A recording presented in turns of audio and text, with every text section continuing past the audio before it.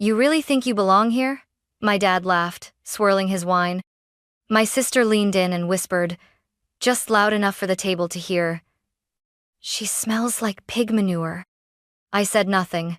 I simply folded my napkin, placed it on my lap, and smiled. They had no idea. 5 years ago, I left the city in disgrace, the weird farm girl who dropped out of college to raise pigs. My name was erased from family holidays, scrubbed from Christmas cards. But tonight, they'd waited over a month for this reservation. They had no clue that the rustic fine dining experience they were bragging about on Instagram was mine. Then the restaurant manager approached, his voice calm but clear. "Welcome back, Miss Hannah. Your usual table is ready." Dad choked on his wine. That was the exact moment everything changed. And I'd waited 5 years for it. I wasn't always the girl who made my father choke on his wine. Once, I was just Hannah Clark, the middle daughter, the odd one out, the one who smelled like the wrong kind of ambition. Growing up in suburban Connecticut meant pressed uniforms, tennis camp, and dinner conversations about SAT scores and Ivy League pipelines. My older sister Lillian was everything my parents hoped for: straight, a student, Yale, bound, fluent in French by sophomore year. My younger brother was still being groomed for finance. And me? I liked pigs. Not as a joke, not in a kids love animals kind of way. I was obsessed. By 12, I knew more about rotational grazing and ethical breeding than most adults. While my siblings joined debate clubs, I volunteered at a small local farm. I spent my weekends mucking stalls, bottle-feeding runt piglets, and learning to tell the difference between acorns and barley in feed blends. My mother once said I smelled uncivilized. At 14, I announced I wanted to raise heritage breed pigs and build a business from it. Something clean, sustainable, honest. My dad didn't even look up from his Wall Street Journal. He just said, "That's not a real future. That's dirt in disguise." Lillian laughed. "What are you going to call it? Pig Princess Inc.?" I went quiet. But inside, I was already planning. I went to college like they asked. A semester and a half later, I dropped out. The day I told them, my father slammed his fist on the dining table. "You're throwing away a legacy for manure?" And my mother, always the colder one, stood up mid-sentence and left the room. From that moment on, I was erased. No more invitations. No birthday calls. Not even a text when my grandmother passed. But I wasn't surprised. In the Clark family, love had always been conditional, and I had broken the conditions. I took what little savings I had and leased 5 acres in rural Vermont. It wasn't glamorous. I lived in a trailer. My boots were second-hand. The pigs were my only family. But for the first time in my life, I felt like I was doing something real. And even though I worked 16-hour days in freezing mud, even though I cried some nights because the silence felt bottomless, even though I sold bacon at farmers markets for pennies, I never once wished I'd stayed. Because deep down, I believed something they never did. That honesty, labor, and purpose could build something beautiful. Even if it started with mud. The early years were brutal. I started with 7 pigs, all rescues from a defunct operation that had abandoned them in the middle of winter. I built shelter from salvaged wood and slept in the trailer beside them with a space heater that barely worked. Every dollar I made went to feed and vet bills. Every hour of rest felt like a stolen luxury. People thought I was crazy, the pig girl. They called me at the general store, half joking, half pitying. Even the local farmers rolled their eyes when I talked about raising pigs without hormones, without confinement crates, letting them roam in pastures and root freely. "Sounds cute until they tear up an acre overnight," one of them said. They weren't wrong. I made mistakes. I lost money. But I kept going. I documented everything. Every muddy mistake. Every sunlit moment when the piglets napped in hay. Every time I made something edible, from scratch pork belly with maple glaze, slow-roasted shoulder with heirloom apples. I didn't do it for attention at first, but one day, in a moment of tired defiance, I posted a video on social media. What happens when you respect the animal? Real pork, real process.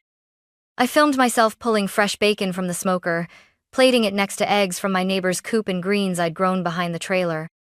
I uploaded it and forgot about it. 3 days later, it had 2 million views.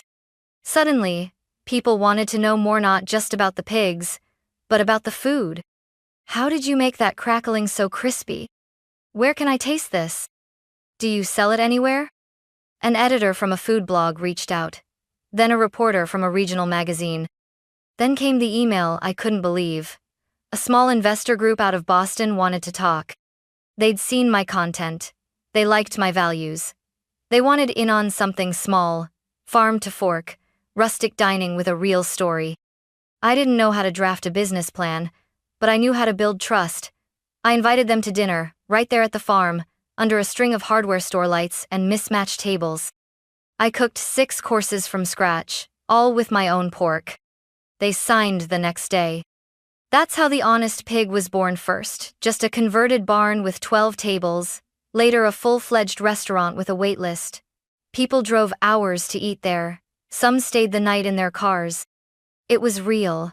It was growing. I still mucked stalls every morning. But now, when I looked at my pigs, I saw more than survival. I saw a future one built not in spite of the mud, but because of it. We opened the first official location of The Honest Pig, 9 months after that backyard dinner. It wasn't fancy, just an old feed store we gutted and rebuilt with help from local carpenters and 3 college interns who believed in what I was doing. The walls were reclaimed barnwood, the tables handmade from pine, the chairs mismatched on purpose. There was no sign outside, just a small iron pig silhouette above the door. But what mattered was the smell. Every evening, as the hickory smoke rolled from the open kitchen and the scent of slow braised pork shoulder drifted out onto the gravel parking lot, people came. They brought lawn chairs when we ran out of seating. They waited 2, sometimes 3 hours, and they told their friends. I built the menu from everything I'd learned in the field. Pork chops with apple cider juice, crispy pig ear tacos with lime crema, house-cured ham served over skillet cornbread with hot honey. Everything came from small farms I trusted, including my own. No shortcuts, no frozen meat, no food that hadn't been touched by real hands. It wasn't just food. It was a statement. Food writers started showing up. One from Bon Appetit called it the most honest plate in New England. The New York Times sent someone a month later. They called me the Pig Lady of America. I laughed at first, but it stuck. Soon, I was getting offers to expand. Most of them were wrong big money, with big strings attached. I turned them all down, until I met Gloria Sandoval, a Latina entrepreneur who'd built her own bakery empire from scratch. She said, "What you've built is beautiful. Let's scale it without selling your soul." We partnered. I kept the name, the food, the vision. She brought the systems, the network, the discipline.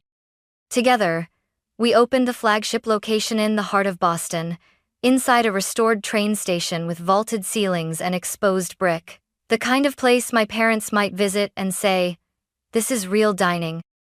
It had a 6-month wait list within 2 weeks. We made Forbes 30, under 30. I was invited to speak at food summits and sustainability panels. And I still refused to put my face on the website. I didn't want the brand to be about me. I didn't need their applause. Especially not theirs. My family still didn't call. They probably assumed I was running some roadside meat shack. They had no idea their friends were posting selfies inside my restaurant. And when I got the email from my sister, "Dinner reservation confirmed. Can't wait to celebrate my engagement with the family at The Honest Pig." I stared at the screen for a long time. They had no clue. They'd waited 5 weeks for that table. And now, they were walking right into my world. The reservation email came from my sister, Lillian. Family dinner to celebrate our engagement finally. 7:30 p.m., Saturday. You better show up, Hannah. You owe Mom at least that much. Attached below was the confirmation. Table for 7. The Honest Pig. Flagship. I reread it 3 times. They had no idea. They had waited 5 weeks for that table. Our flagship location was booked out nearly 2 months in advance for weekends. Lillian must have pulled every string she had to secure that spot. Or maybe she knew someone. Or maybe she just begged. But one thing was clear. They didn't know who owned the place. My name was nowhere public. I'd insisted on that from day one. No press releases with my photo, no features that mentioned my hometown or my family. I had built the Honest Pig to speak for itself. Now, it was about to speak to them. Part of me considered calling the manager and canceling the reservation. I could claim a double booking or kitchen renovation. But something held me back. Not revenge. Not even pride. Just readiness. I wasn't that girl anymore, the one who ran from their judgment, who cried quietly when they forgot her birthday, who pretended she didn't care when she was left off the family Christmas card. I had built something real, something loved, something good. If they were going to see me again, it wouldn't be at some awkward backyard reunion or polite brunch. It would be here, in my house, on my terms. Surrounded by everything they told me would never amount to anything. I replied to Lillian's email 2 hours later. Confirmed. I'll be there. I arrived 10 minutes early. Not through the staff entrance like I usually did. Not in my kitchen boots or with flour on my sleeve. I wore a clean denim dress, leather boots still dusty from the farm, and a faded corduroy jacket my pigs had once chewed a corner of. I didn't bother covering the scent of hay and smoke that clung to me. I wasn't here to pretend. The hostess smiled when she saw me. "Miss Hannah," she said quietly, with a knowing nod. "Let them seat me last," I whispered. "Just like any other guest." She understood. From the hallway, I could already hear the voices. My mother's clipped tone, my father's low hum as he read the wine list out loud like it was scripture. Lillian's high-pitched laugh bounced off the brick walls. I lingered near the sidebar, unseen, until the hostess gave me the cue. Then, I walked in. The table fell quiet for half a second, just long enough for all eyes to land on me. Then my father chuckled. "You really think you belong here?" he said, shaking his head. I forced a smile. "Good evening, everyone." Lillian leaned toward my mother and said with an audible whisper, "She smells like pig manure." I didn't react. I pulled out the only empty chair and sat down. My boots made a soft thud against the hardwood. My hands were clean, but not manicured. My hair was brushed, but still held a slight frizz from the barn air. I looked exactly like myself. "You could have dressed up a little," my mother murmured behind her champagne flute. "This is my version of formal," I said, pouring myself water. "I hope you can at least afford dinner," my father added with a grin. "This place isn't cheap." I nodded politely. No one asked how I'd been. No one said, "Nice to see you." To them, I was still the girl who threw her future into a pigsty. And yet, they had waited 5 weeks to sit at this table. 5 weeks to dine in a place I had built. They just didn't know it yet. Not yet. The appetizers had just been cleared when it happened. We'd gotten through a shared plate of pork rillette, own recipe, and maple-glazed bacon flatbread. They had no idea they were critiquing my creations. My mother pushed aside the pickled onions. Lillian scraped off the crackling. My father asked if the bacon was too thick for modern plating. I let them. Then, Marcus appeared. He was our general manager, polished, calm, and sharp as a carving knife. He approached our table with his signature grace, holding a leather folder in one hand. "Excuse me," he said, voice warm but composed. "Is there a Miss Hannah Clark at this table?" My father frowned. "Why?" he asked, immediately defensive. "Is there a problem?" Marcus turned to me, ignoring the question. Then he smiled. "Welcome back, Miss Hannah. Your usual table is ready in the side dining room. Would you like me to bring over the investor's wine list now or after your walkthrough?" Silence. Lillian blinked first. My mother's hand froze midair. My father choked on his wine. Literally. He coughed twice, then dabbed at his lips with his napkin, eyes wide. I'm sorry, what?" he asked. Marcus turned to the rest of them, still professional. Miss Clark prefers to dine privately when she visits the flagship. The back room was held for her. Shall I move this party there? No, I said gently, setting down my water. This table is perfect. My family stared at me like I'd grown tusks. You work here? Lillian asked, squinting. Are you managing or something? I smiled. Not quite. You know the staff? My mother asked, her voice cracking with confusion. I trained most of them. My father leaned forward. Are you saying you're what, assistant manager? Sous chef? I folded my hands. No, Dad. I'm saying I own this restaurant. The Honest Pig is mine. I founded it. I run it. I designed the menu you're eating. Every course, every ingredient. It all came from me. No one breathed. I thought this was some new trendy farm-to-table thing, Lillian muttered. You can't be serious. She's joking, my father said, almost hopeful. Marcus cleared his throat politely. Actually, sir, Miss Clark is not only the owner, but the executive chef and founder of our entire restaurant group. This flagship is the heart of our brand. The brand? My mother repeated. I turned to her. We have 7 locations now. Boston, Portland, Chicago, Denver. I opened them using pork raised from my farm, the one you called a patch of mud and dreams. The words landed like knives. You lied, Lillian whispered. You made us think you were struggling. No, I said softly. You assumed I was. But why? My mother asked, blinking fast. Why wouldn't you tell us? I looked around the table, at the people who had once decided I was only worth loving if I played by their rules. Because I wanted to see who you were when you thought I had nothing, I said, and now I know. Marcus, still standing by, spoke again. Chef Miranda would like your opinion on the heirloom rib rub, Ms. Clark, before the team finalizes the spring menu. I stood. I'll be back shortly, I said, adjusting my jacket. Enjoy the entree. It's a braised pork shoulder meat signature. Then I walked away, leaving the table in stunned silence. I returned to the table 15 minutes later. They hadn't moved. No one had touched the entree, steel steaming, still perfectly plated. The air around them hung heavy with something I hadn't felt from them in years. Uncertainty. Lillian looked up first. So, it's all true? I nodded. My father sat rigid, as if trying to reframe everything in real time. You built all of this? Yes, I said quietly. From scratch. From the pigs you once laughed at. My mother adjusted her pearl necklace, her go-to gesture when caught off guard.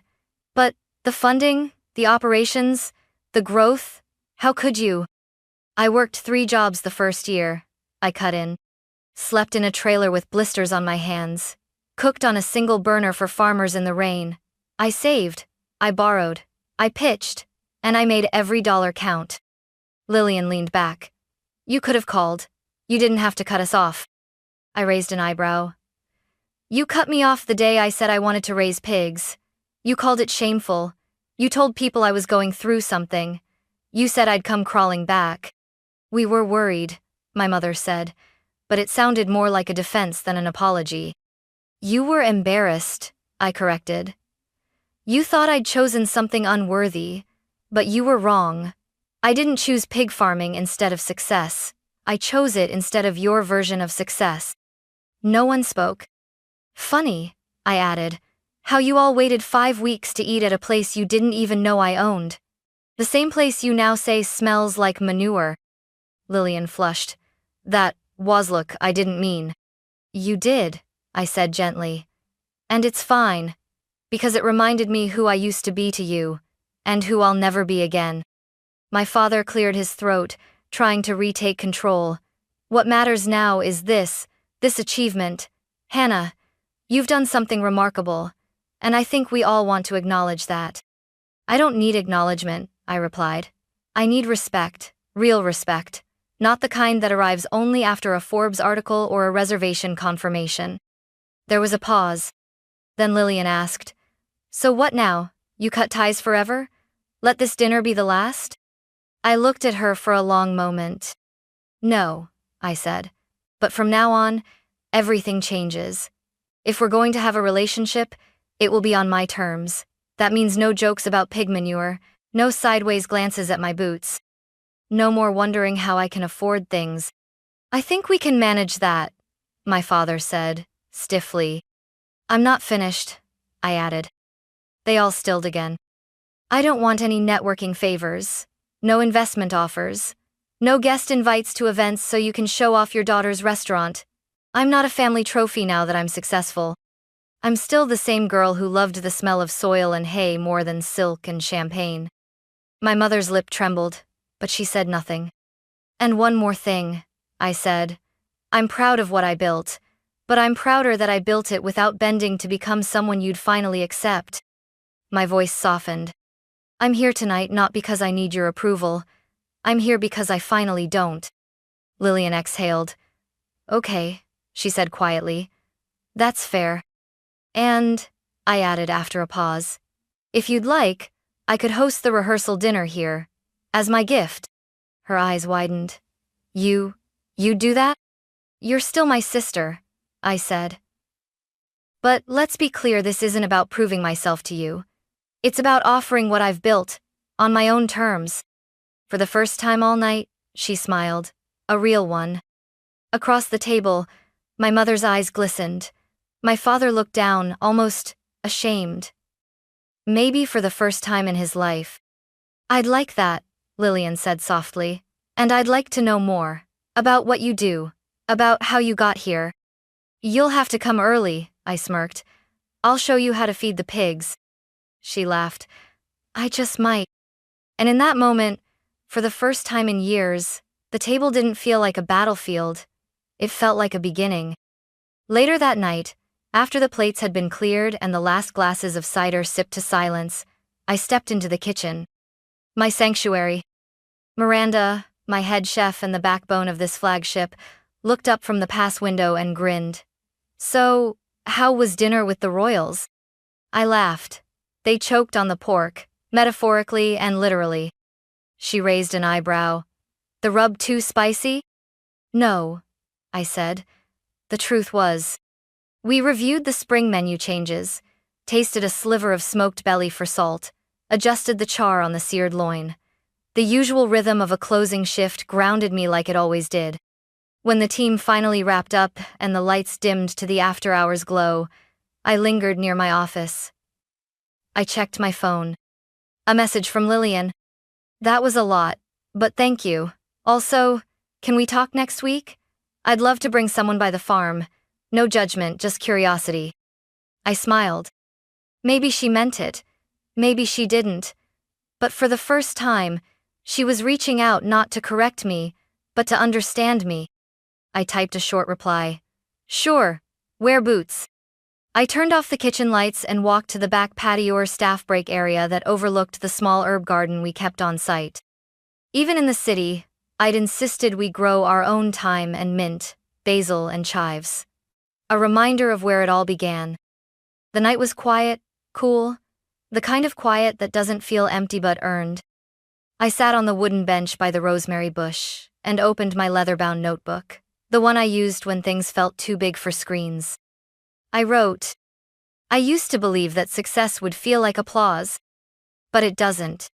It feels like stillness, like peace, like not flinching when someone questions your path, because you no longer need to defend it.